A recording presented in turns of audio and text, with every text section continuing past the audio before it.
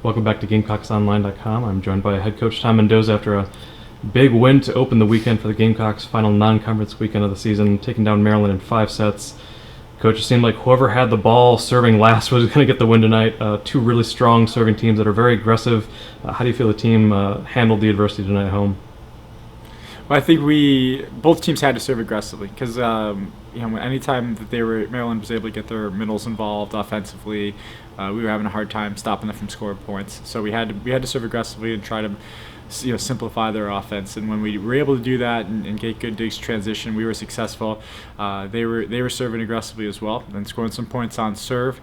And both teams had to have a little bit of resiliency in serve receive because there was so much aggressive serving.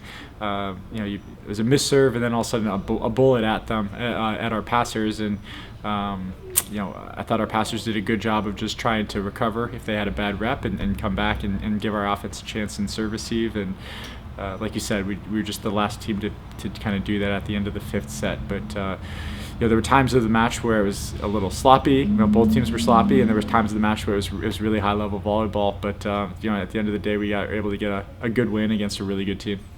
Do you feel, I know the resiliency is a big thing when you're in the run of play in the match for your passers, but do you feel like your passers are kind of taking lessons from match by match and kind of trying to build some confidence, ace, error, no matter what happens, to build confidence as these matches go on? Yeah, good passers get aced, and it's about how they respond and recover. And I think our passers are learning that. We try to get a lot of reps in the preseason, but until you get those matches with the lights on and the crowd, and you really build that chemistry with the people you're passing next to in rotation by rotation. So that always tends to get a little bit better as we go through a season, just because they have those experiences to draw upon. So hopefully that's the case. The numbers have shown that so far, but we want to kind of keep taking those steps forward. Talk a little bit about Michaela Shields tonight, because it seemed like when she wanted to put a ball away, she would not be denied. That 5th set, she was very key with a lot of really emphatic kills to get the team's energy up and get the score in their favor. What does she do to kind of dig deep and lift the team with her performance on the court?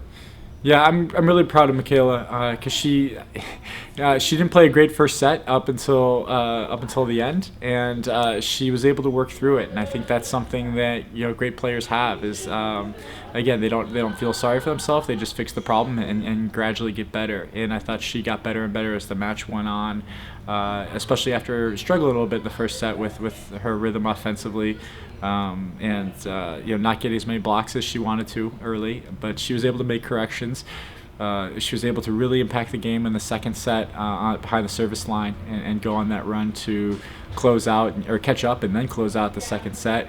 And I think that helped her get into rhythm offensively, because from then on she was a little bit more aggressive. She was a little bit. Her and CK had their timing down a little bit more, and she was able to take some really big swings for us.